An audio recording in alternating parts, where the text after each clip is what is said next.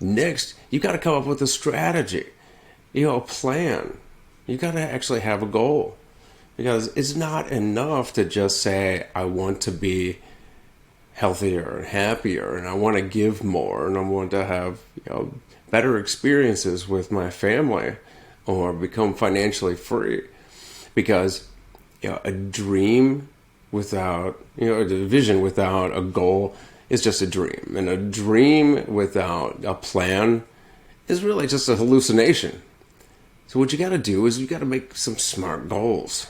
And by SMART, I actually mean the acronym S.M.A.R.T, which means specific, measurable, achievable, relevant, and time-bound. So an example of a SMART goal, and when I say SMART, I'm also talking about the goals as well as the actions you're taking.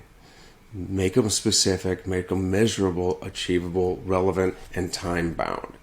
For example, if your vision of your future is to be physically fit, then some of your SMART goals might be, an example of a SMART goal might be, I want to lose 30 pounds in the next 6 months to maintain my ideal weight. And I'm going to do that by going to the gym and working out, both on weights and cardio, for at least 30 to 40 minutes, 4 to 5 times a week. I'm also going to measure my macros for every meal, 3 times a day, 7 days a week. And when you do these things, you're being more specific. You're locking in a time frame, so there's an urgency to it. When there's more urgency to it, that means there's also more expectance of action to take right away. Plus, you're locking in your lead, not just your lag goals. And by lead and lag goals, a lag goal might be measuring your weight each day. And all that shows is the after effect of your actions.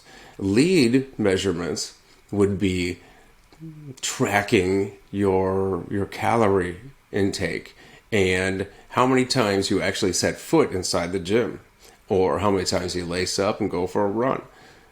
Those are lead indicators and lead measurements that will affect your lag measurements and eventually affect how you achieve your goal. Those are your SMART goals. So if you've got a vision and you've got your SMART goals, still you might not be taking action.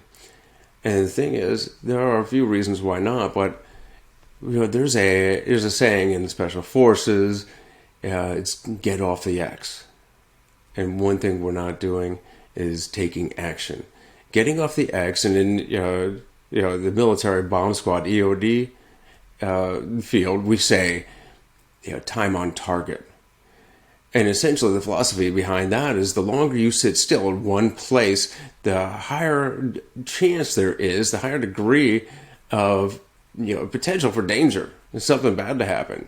Or how that relates here is that the longer you sit still, there's the Newton's Newton's first law of kicking ass is a body at rest tends to stay at rest, and a body in motion tends to stay in motion. The law of inertia.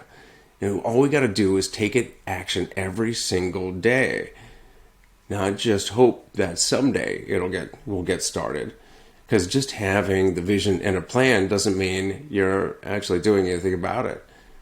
You got to get started immediately and reduce your time on target, get off the X, and get moving. And so, by taking action, or one step, one degree of motion started right now. You start building up that momentum. And even though inertia says that, the law of inertia says that, if you're at rest, it's hard to get moving. But once you start building up that momentum, building up that inertia, it starts becoming easier and easier to maintain until it's hard. It becomes hard, even impossible for you to stop doing what you're doing and moving towards your goals and crushing all those expectations. So you've got your vision, you've got a plan, and you're starting to take action. So how is it, even if you're doing those things, that sometimes we still fall short of our goals? Well, one of them may be that we become discouraged. Yeah, sometimes we try and we fail, and then we don't start again, or maybe we're even high achievers. Just after they accomplish one goal, they accomplish another and another, and they keep moving the goalpost further and further until they achieve burnout, and they become discouraged and stop.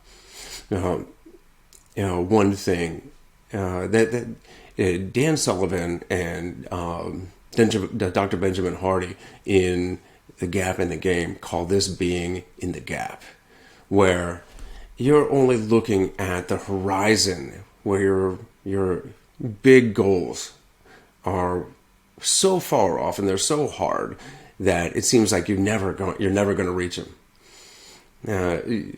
You got to do is to mitigate this and to avoid being in the game is to look back at all of your accomplishments and see how far you've come. And that's being in the game, where you celebrate the little wins and the little, those 1% actions you take each day. And you take a look back and you see that you've actually come pretty far. You're actually moving towards your goals, and celebrate that. And that'll revitalize your ambition to continue.